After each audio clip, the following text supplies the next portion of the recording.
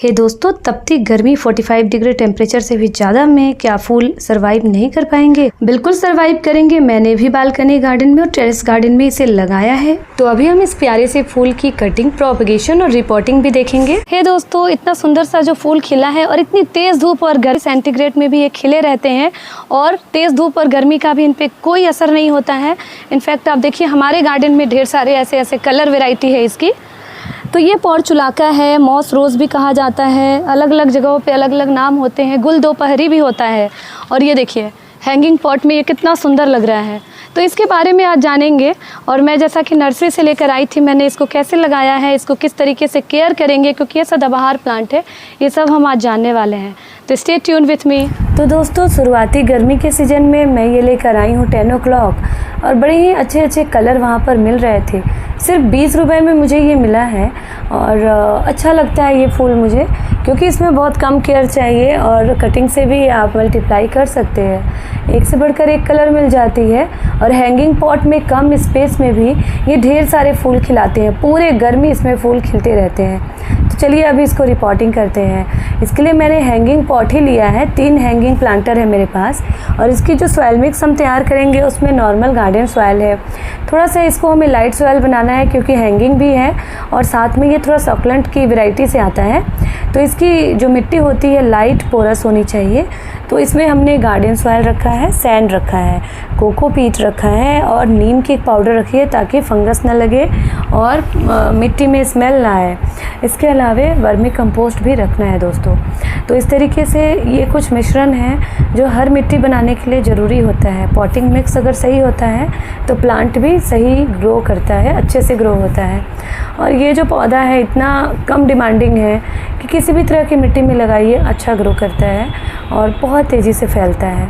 बस इसको धूप चाहिए और कम पानी चाहिए होता है और कटिंग से फिर आप ढेरों प्लांट इसके मल्टीप्लाई कर सकते हैं। जितना बड़ा पॉट देंगे उतना ये तेज़ी से फैलता है, क्यारी में भी फैल जाता है।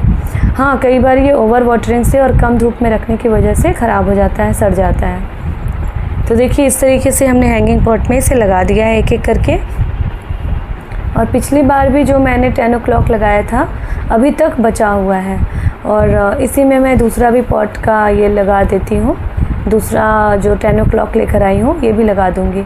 तो इसमें एक पर्सिलिन वैरायटी भी आती है, उसकी पत्तियाँ थोड़ी सी डिफरेंट होती है, लेकिन दोनों के सेम नेचर होते हैं, धूप होने पर ही खिलते हैं। और ये अभी पूरे जो विंटर आती है उस टाइम तक खिले रहेंगे और इसका पौधा बच जाता है। जिस दिन धूप नहीं आती है या क्लाउडी वेदर होता है या बहुत बारिश होती है उस दिन ये फूल नहीं खिलता है और इतना ज़्यादा फूल एक साथ खिलता है कि पूरा पॉट ही भर जाता है फूलों से, पत्तियों से ज़्यादा फूल दिखाई देता है। तो हमें पिंचिंग भी डेली करते रहना होता है ताकि फूल नए नए आते रहें और फिर कटिंग भी इसकी लगाते रहें। तो ये देखिए अभी मैं रिपोर्टिंग कर रही हूँ और आजकल ये नर्सरी में बहुत ज़्यादा मिल रहा है। स्प्रिंग से लेकर पूरा समर ये मिलने वाला है, क्योंकि वैसे तो ये समर सीजनल फ्लावर है बट इसके प्लांट जो हैं वो पूरे साल टिक जाते हैं अगर हमने इसको ठीक से रखा तो अभी इसको हम अलग अलग गमले में लगा सकते हैं और एक साथ अलग अलग कलर भी लगाइएगा तो वो भी बहुत ही सुंदर लगता है, बेहतरीन लगता है। और जब मैं इसको रिपोर्ट कर दूँगी उसके बाद आपको दिखाऊँगी कि कितना अच्छा लग रहा है। पूरे गमले भरे भरे हैं और हमारा गार्डन बहुत ही सुंदर लगता है। और इस तरीके के जो प्लांट होते हैं जो डिमांड कम करते हैं और बहुत कम केयर में चले होते हैं, ये सभी के लिए सूट कर जाता है। बच्चे भी इसे मैनेज कर सकते हैं, इतना फ्रेंडली होता है।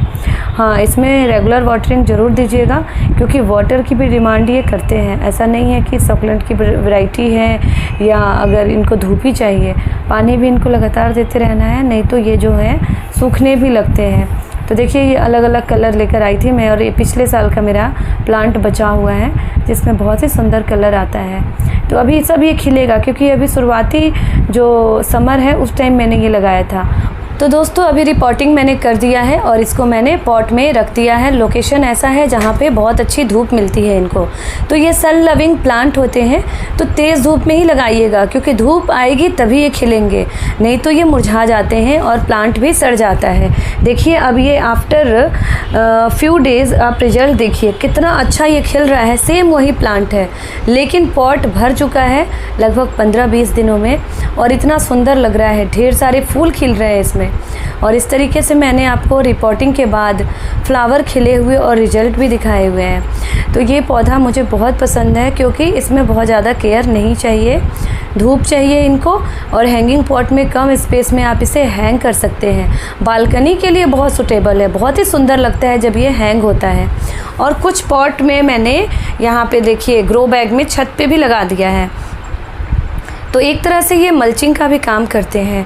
जैसे कि आपने कोई बड़ा पॉट रखा है जिसमें लंबे लंबे प्लांट हैं, तो इसके जो मिट्टी है उसको कवर कर दीजिए गर्मियों में, सर्दियों में, और बहुत अच्छा मिट्टी ठंडक भी बनी रहेगी और दिखने में भी सुंदर लगेगा। जैसे मैंने इसमें करी लिप्स लगाया था और फूल देखिए पूरा भरा हुआ है, और यहाँ पे कुछ हैंगिंग पॉट भी मैंने लगाए हुए हैं। तो इसी में ये पूरे साल पड़े रहते हैं। सीजन आता है, फ्लावरिंग होती है, बीच बीच में हमें थोड़ी बहुत इनकी पिंचिंग और जो घास फूस आते हैं उसको हटाना पड़ता है। बहुत ज़्यादा केयर नहीं चाहिए। हाँ, इसमें इतना कवर होता है प्लांट से कि इसमें लिक्विड फर्टिलाइज़र देंगे तो अच्छा है। NPK दे सकते हैं फ्लावरिंग टाइम में, और जब भी फर्टिलाइज़र दें या इसमें कोई भी पेस्टिसाइड इस्तेमाल करें तो वो सुबह के टाइम में करें या शाम को। तेज़ धूप में ये सब चीज़ें अवॉइड करनी होती है इसके, क्योंकि उस टाइम ये फ्लावरिंग कर रहा होता है, पीक पे होता है ये फ्लावर।